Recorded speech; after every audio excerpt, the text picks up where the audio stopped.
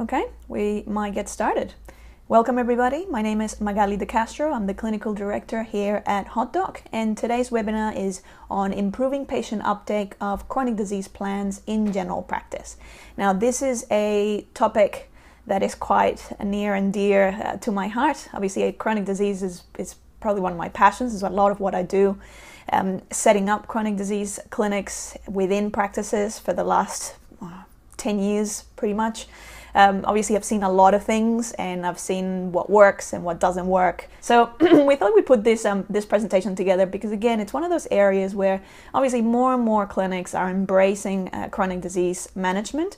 It's unfortunately one of those areas that we're not going to be seeing the back of for a while because chronic disease unfortunately is on the rise in Australia. We have an aging population, we have more people with chronic conditions, more people with multiple chronic conditions.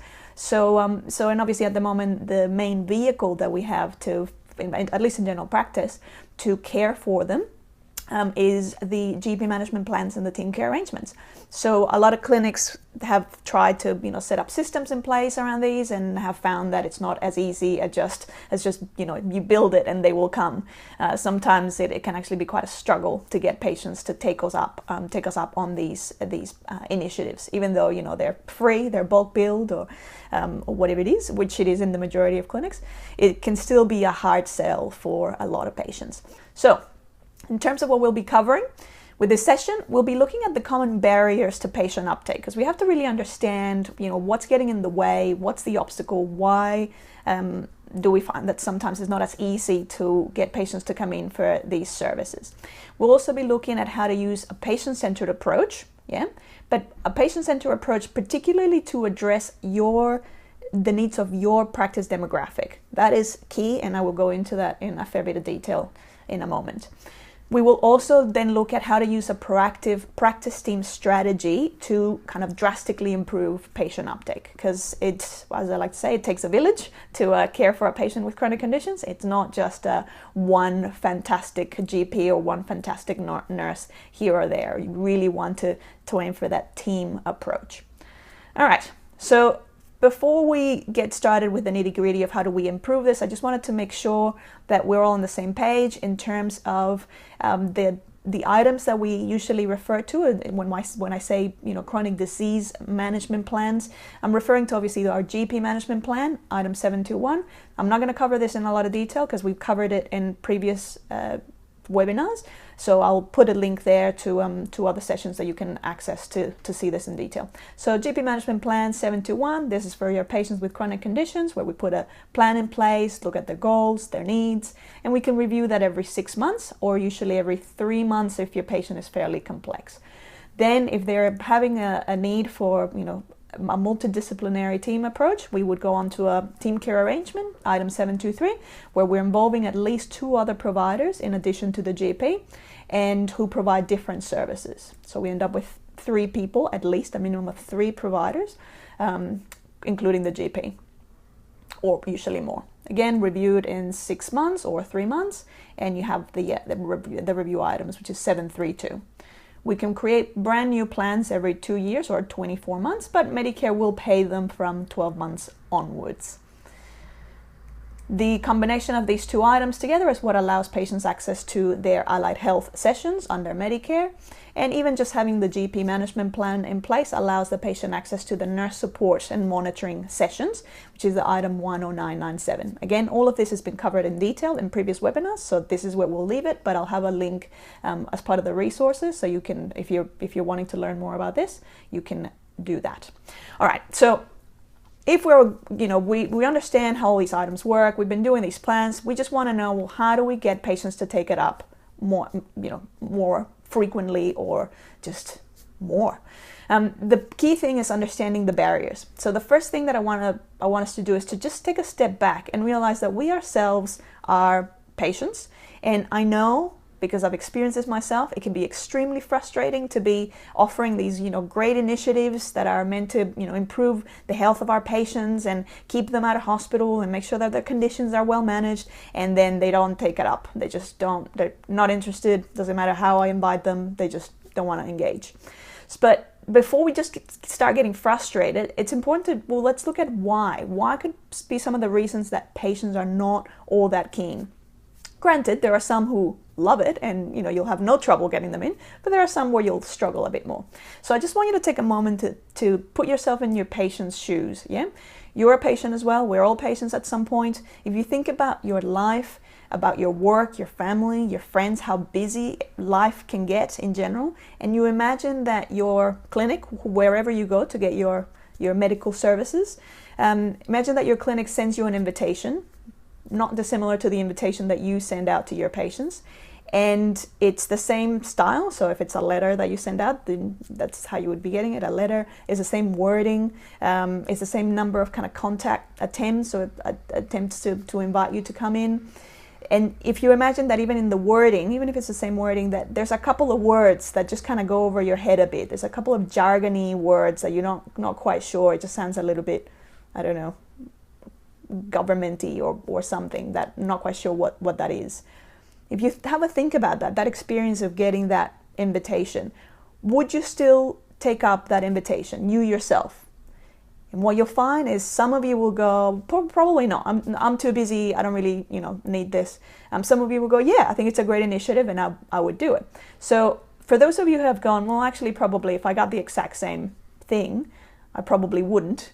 What would be some of the reasons? Some of the reasons are the same reasons that your patients are experiencing. One, they may perceive that, look, I don't have time to come in for appointments when I don't need to come in for an appointment. Yeah, if I'll come in when I'm unwell, but aside from that, don't really need to be wasting my time.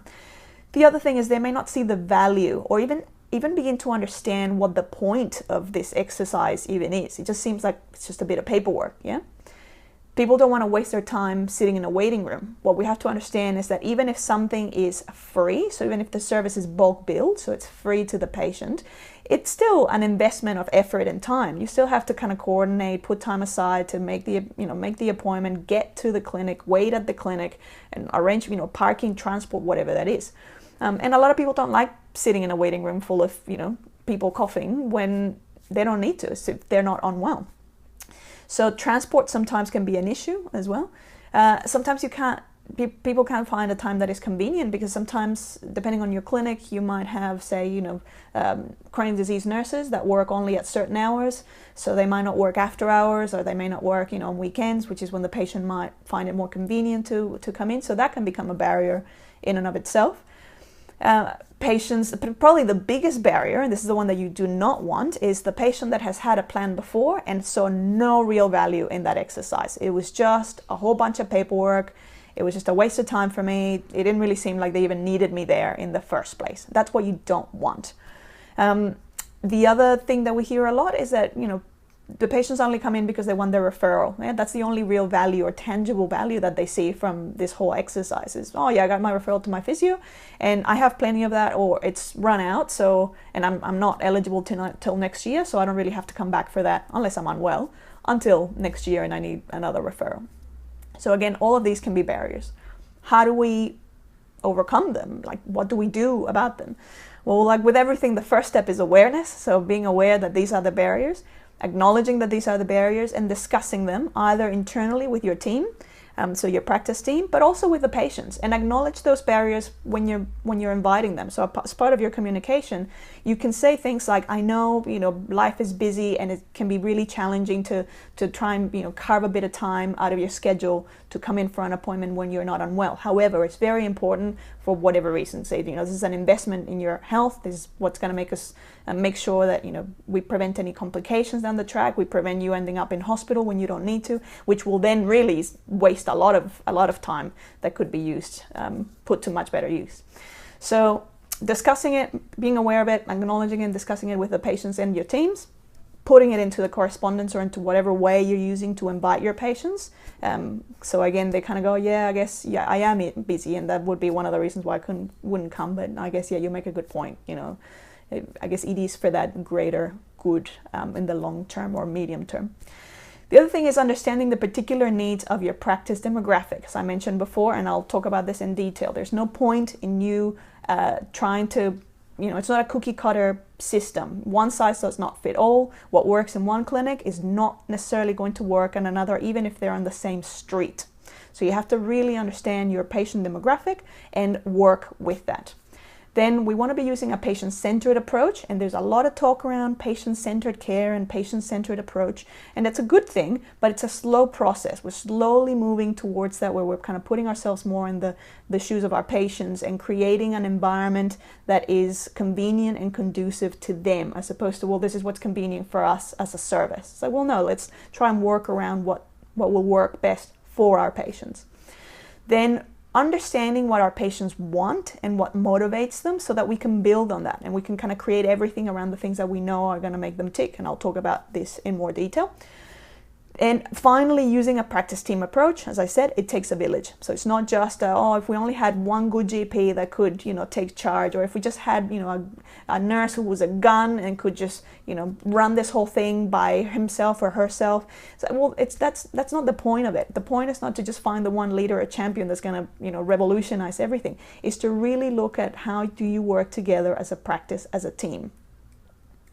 All right, so what I want to talk about is understanding your patient demographic. Yeah. So the most common thing that I hear when we go into a clinic, we're looking at how to improve their chronic disease process, is, well, I usually ask the clinic, well, tell me a bit about your clinic. What do you guys see? What do you do? What are the services that you offer? And the most common response is, oh, we see a bit of everything. That's not gonna cut it. Like that might be true. You may see a little bit of everything, but the truth is usually closer to what we call the 80-20 rule. And a lot of you may be familiar to that 80-20 concept or rule. And that essentially says that, in any given situation, usually 80% of, for example, 80% of the consultations that you provide in your clinic are usually going to be related to a very small very few reasons, or those, well, for example, in your clinic might be that 80%, and it doesn't have to be a hard 80, but it might be from 70 to 90, just a big chunk of what you do is usually going to be concentrated in a very specific thing. So it might be that the majority of the consults that you claim are actually standard consults and longer consults, or it might be that the majority of an example is with the healthcare system. 80% of the resources, financial resources, are used up by 20% of those complex, high risk, representing type patients. So there's many examples in life where that 80-20, as it's known, rule applies. It'll probably be very similar in your practice, and this is what you have to hone in on and discover. Well, okay, what is the 80-20 for our clinic? So here's a case study. There's a practice that is located in a very transient, very busy metro area. When I asked the GPs and the practice manager there, what are the services that you offer? Who's your kind of main type of patient? They say, well, we just see a bit of everything here. We see from children through to older adults. I go, okay, fantastic. We perform a database audit, and we find that actually the 80-20 rule applied. The vast majority of the services, and this was an overwhelmingly large majority of the services that are regularly provided, were to women between 25 and 35 years of age. So in a database of, they usually have on any given year is 4,000 active patients. Out of that database, the bulk of the consultations taking place are for women in the 25 to 35 year age range. So what happens if we do a search for diabetic patients? What do you think I find? We actually struggled to find 30 patients. Out of 4,000 active patients, only about 30 or so were active, like patients with diabetes. So there's no point in me, going off and doing a diabetes course and coming into this clinic going, fantastic, I'm going to be the diabetes nurse, and because it's not what's appropriate for this practice. So having an understanding of what is actually the biggest focus that you should have, or the biggest need for your particular demographic in your clinic will inform, okay, where do we start? What initiative can we put together? That's what then you discuss with your practice team, and then you can start trialing and error, with trial and error, inviting those people. Because again, like I could run a diabetes clinic with 30 people, but it's going to be very short-lived. Yeah, so it's a lot of effort to put into it for something that I don't actually have a huge population. In this particular practice, anything that we did around mental health initiatives, sexual health, as you can imagine, and we actually had a fair bit of asthma in that group as well. So anything that we did around that, hugely popular. We have, there's 3 psychologists working out of there, 1 physio, 1 dietitian. No point having, a lot of the other services that are just not going to be applicable to that population. How do you audit your data? The easiest way is using your clinical software. However, it's very limited what you can pull out from just doing a search with your, clinical software. So your, medical director or best practice or ZMed or whatever it is that you're using. Which is why there's these audit tools that you may have heard about. There's PenCat, PolarGP, and there's the Canon data extraction tool. There's more than these, but these are probably the most popular and the most common. The recommendation would be for you to get in contact with your primary health network or your PHN and find out which tool they provide support for, and sometimes they will also even pay for the license, so they'll actually subsidize the license for use in your practice. Having one of these tools allows you to then look at your data in a different way and look for, search by age. So this is how we were using this particular example. We're using the Pen audit tool, and we saw, even just from the first screen, that the age and the sex was very, very kind of veered in one direction. So you can perform searches by age, gender, conditions, and even risk factors, which will then again help you kind of focus your strategy that's going to work for your particular clinic.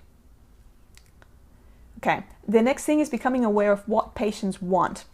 One of the things that we do, particularly at HotDoc, obviously we work very closely with clinics when we're creating products and solutions, or even when we're improving and enhancing the existing solutions, to make sure that whatever we create is well in line with what we do and the flow of working in a practice.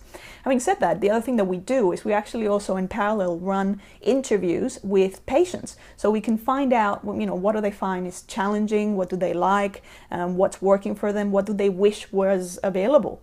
So one of the things that we get, and one of the themes that comes across a lot, is this concept of personalized information. I want to know why this thing that you're inviting me to do, why this service, why is it relevant to me? Yeah, why Magali? Why should Magali come to the clinic for this, care plan thing that you're talking about? So spell out what the specific benefit is going to be to me, and in a way that I'm going to obviously understand that. The other thing that we hear a lot, which initially when I started hearing it surprised me, but then the more I heard it, so it actually makes sense, is this idea of longer term plan. Patients actually, particularly obviously the ones with chronic conditions, they actually want to sit down with a health professional and make a plan, get an idea of what should I expect, medium term, long term with my condition that I have. How am I gonna, how should I manage it? What do I need to look out for? How, are things going to happen at certain milestones? Am I just going to keep going the way I'm going? People do actually want to have that longer term planning and set up some expectations about what's going to happen. The other thing is asking patients, well, how do they prefer to be contacted? Yeah, so some people prefer letters, some people prefer email, text, different ways. Their preference may actually surprise you. A lot of clinics assume that their patients want to be contacted in one way, but then we have people like, this is a quote from one of our interviews where this gentleman said, well, they used to send me letters. I think they could improve that if they text messaged me or even emailed. I prefer text messages because I get it straight away. Email, I don't look at all day. So one of the big things that we hear all of the time with when we're training practices with smart recalls is, SMSs, people over 60, they're not good with the phones, with their mobile. And this is actually someone close to 70 saying, I actually prefer to be contacted by a mobile. One of the things that we found out is a lot of people do not want letters anymore. They actually prefer mobile communication.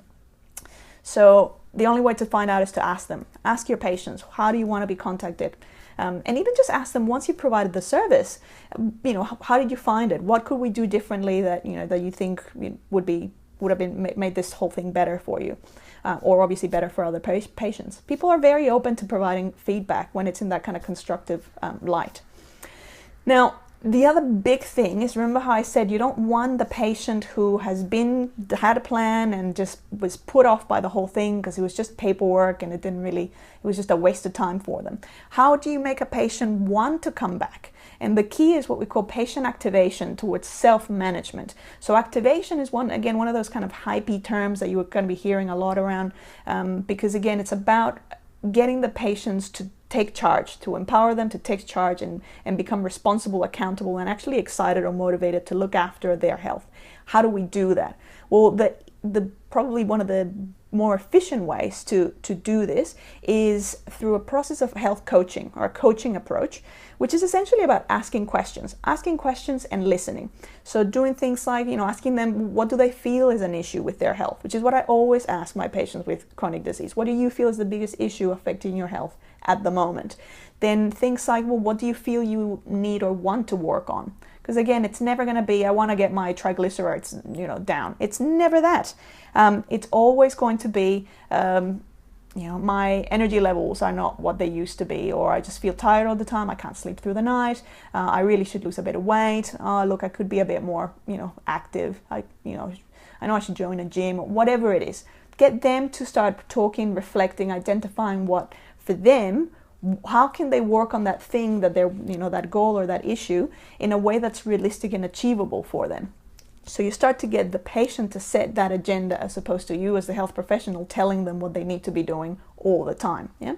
The idea is that if it comes from them, then they're much more likely to follow through and come back to obviously discuss progress. And what's happened to me is, if you do actually do this successfully, you successfully activate a patient, a lot of times they get so motivated, they've set up a goal that they know is achievable because they came up with it. And I usually have, a process of back and forth to make sure that it is something that they feel, they can do, that they're comfortable with, and they can start tomorrow. That's not going to be a big barrier of, oh, well, I have to first sign up for this and I have to get all this gear and equipment. No, something easy that they can start doing. To the point where then they're really looking forward to coming back because they want that accountability police, or that person that they can come back and go, oh, look, I want you to be proud of me. I did this. Or, I'm really struggling. I would love, the support to keep going. So the thing that we now have to acknowledge is that this is a new way of working for the majority of clinicians. So it is, we are moving in this direction, but we're very used to educating or informing and it being a very one-way thing at the patient. So this is new for us as clinicians, this whole, we're asking questions, we're getting them to kind of set the goals and set, the actions and all of this. But it's also new to the patients because a lot of times they've just been used to, culturally, they've just been used to, you go to the doctor, they tell you what to do and that's it. So it takes a little bit of work to kind of get them to start thinking in this way. The key thing is that we need to start thinking beyond just clinical targets. It's not just about their blood pressure and their glucose levels and their HbA1cs and their, cholesterol and all of this. It's about the things that actually, are making an impact in their life, and the things that they can control and they can do something about, and the things that they feel are relevant and matter to them. The other thing that is important to highlight is the difference between successfully activating a patient so that they feel responsible and they're motivated to take charge of their health, which is very different to simply leaving things up to them. I'm going to leave it up to my patients to be motivated and do the right thing. That's very different, because if you're leaving it up to them, nothing's really happening, nothing's really getting started. Whereas when we're activating, essentially what we're aiming to do is to wake the beast. So wake up that patient's interest and excitement to do something about their health, feel like they can actually make a change and a difference. Most patients you'll find, and this will be probably your experience as well as a patient, so if you've ever been a patient, which most people will have, how very rarely we get the opportunity to actually reflect on our health and decide, well, how, what can I do now? What do I want to focus on? What do I want to work on? The whole thing is that chronic disease plans give us a perfect opportunity to do this, but we haven't been using them this way. They've become, unfortunately, this just paperwork, tick box exercise, which is not actually what it's intended. If you look at the Medicare requirements from an audit point of view, so in the Medicare, the MBS online requirements for the items, there's an expectation that that the goals and the interventions are actually going to be created in consultation or in collaboration with the patient. It's not meant to be a one-way street. Yeah, it's supposed to be a dialogue with the patient. So some people say, oh, look, but I don't think patients are really ready for this. I think I'm just going to get a lot of pushback. And that may be the case, particularly we know with some older patients, they're very used to just going to the doctor, being told what to do, and they don't really want to spend too much time thinking. And that's hard work, like thinking about, what could I do or what should I do? They're not used to it. So that can happen. I acknowledge that. But the reality is a vast majority of patients will actually want to become involved. We're tracking everything. People are becoming obsessed with, tracking everything, their health, their steps, their sleep, their calorie intake. So more and more people do actually want to understand and be in control of a lot of these things. This is another example from one of the recent interviews. This came from a patient who actually has chronic conditions. Maybe it's a bit outside of the box, but if they had a nurse or someone who, let me just have a quick look, I need to minimize this bit here, who's not a doctor, but more of a lifestyle person who could help you evaluate your diet, evaluate your exercise, evaluate some changes you can make to help you improve your health, some sort of advisor or counselor type role. I think I'd want to see them in person so you can discuss things and they could make suggestions about what you could do, what options are there, that kind of thing. So this is an example of, this came from a patient who's actively wanting this sort of care. This is obviously, chronic disease management, the plans and the process around it offer a great opportunity for us to do this. And I can guarantee you, if we use this approach with this particular patient, she is bound to come back. She's bound to tell everybody that she knows that, they need to come into this clinic to get their management plan done. Yeah. All right. So that's great. That's a lot of theory, but how do we actually put it into practice? So these are the key things that you're going to need to have to do at your clinic to make all of this work. So the first thing, and I talk about this a lot, is having clear, consistent communication about these initiatives, either via, practice posters, your on-hold message, SMSs if you're sending out, your recalls and things like that, your practice website, not just listing it as in your services. We do care plans. So we'll have a section that's dedicated to what is a care plan, what does it do, what does it mean, what's the benefit, yeah? And also opportunistically, obviously, offering this during other visits. I've talked a lot about that whole practice team approach, getting the team on board, have staff meetings, include receptionists so that we're all on the same page and we're all kind of striving for the same thing. Always, and again, I talk about this a lot, patient-friendly language. All of the templates that we ever create in Hot Doc, either for the marketing campaigns, the informed campaigns, or for the recalls, or whatever it is, we always put a lot of effort and a lot of care to make sure that the language that we use doesn't have any jargon in it, that it really highlights the benefit, that it's kind of educating but not not overwhelming the patients. I can't stress that enough. And also, don't use Medicare jargon. Don't copy paste from Medicare information, because yes, it's kind of covering your bases, but at the same time, that's probably the least patient-friendly information that I have been able to find, because it's kind of usually been written by bureaucrats, and it just doesn't really have it's just not very clear. It's just it's more of a legal thing than it is an invitation and information and education thing. So again, putting it into practice, key thing is to look at how in my clinic can I take a planned approach. So one, how am I going to do a database audit? Do I have one of these audit tools in place that I can start using? If I don't quite know how to use it, who can I contact for support? Usually the PHNs will provide you some support around that area. How am I going to flag these patients? The right patients, target them with the relevant information so that I can go, Johnny, this is perfect for you because you've got this, this, and this is what it's going to help us do. Yeah.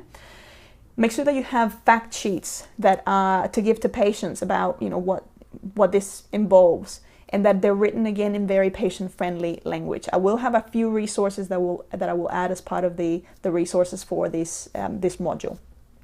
But again, so many clinics have created such great engaging content. Obviously, that intellectual property belongs to each clinic, so we can't just share it around unless the clinics are happy to.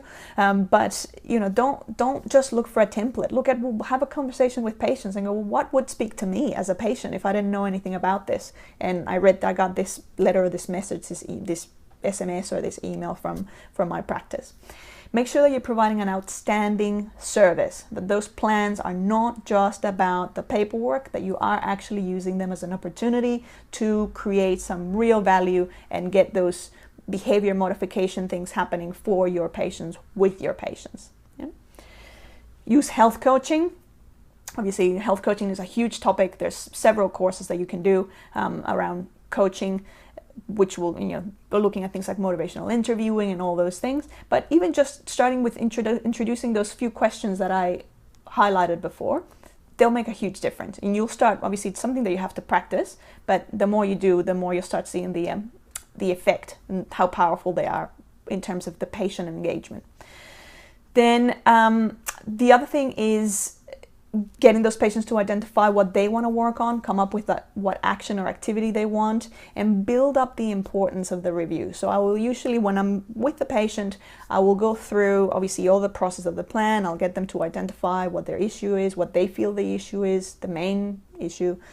We'll go through all that process, and then at the end, they've established what their goal is going to be, what they're going to be doing. They're going to start tomorrow or today even, and I'll go, fantastic. Well, we're going to have to go through this process again. We'll review how we're going again in 6 months' time or 3 months' time, but I would like to check in with you in a week's time, usually, just to see how you went with that, one task that you're going to be implementing from now on, that one activity, that one extra, 10-minute walk or whatever it is. What we find is that the patient's committed to doing something and there's a deadline, then there's a lot more of an incentive to actually stick to it, because they know that they can either come to you to brag and kind of be like, hey, be proud of me, this is what I did, or go, I really struggled and I think maybe we need to tweak this or change this. Yes. So in an ideal world, obviously we would have patients self-screening and coming to us requesting these services, knocking our door down, going, please, please, please, can I have one of these fantastic bulk build plans? And we say, oh my gosh, wouldn't that be nice? And it actually is. So with this in mind, this sort of crazy idea in mind, was how the product HotDoc Inform actually came to be, which I've talked about, I've mentioned in several webinars before. But the idea of HotDoc Inform was to really have, almost like in the background, be showing patients information that is relevant to them. So this is, as a clinic, you would activate the different campaigns depending on the services that you run in your practice. So say if it's care plans or if it's health assessments, then you would switch those ones on. And then it'll target patients, that might be adequate for that. The next level of Inform is that we've added what's called the leads, which is when the patient, it actually prompts when the patient either books an appointment, or more commonly when they've confirmed an appointment and it's got their confirmation, then it'll show them with the Inform campaign.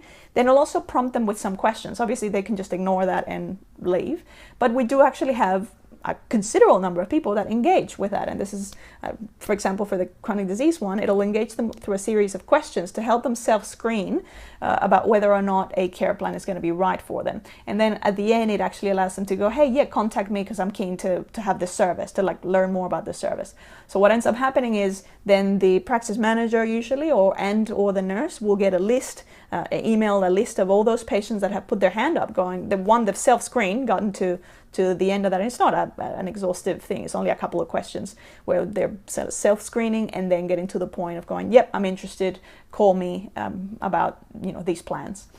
So then the beauty of this is, as a nurse, if you've ever had to do recalls over the phone for health promotion stuff and have felt like you're a telemarketer because you're kind of selling them on something that these people don't want, this is the ideal scenario, because this is a list of people that have already said, I want this, just contact me and we can book a time. And obviously you double check that they are actually eligible, that they haven't had a plan, recently, and that we can go ahead. But it's a lot easier than just cold calling someone going, hi, I'm calling from the clinic and so Yes, so at the moment we've got a promotion. Just mention that you've seen the webinar, the latest webinar, and that so if you're an existing HotDoc client and you haven't tried Inform or Leads, you can try it for free for a month. If you're not a HotDoc client, then you can come and join HotDoc.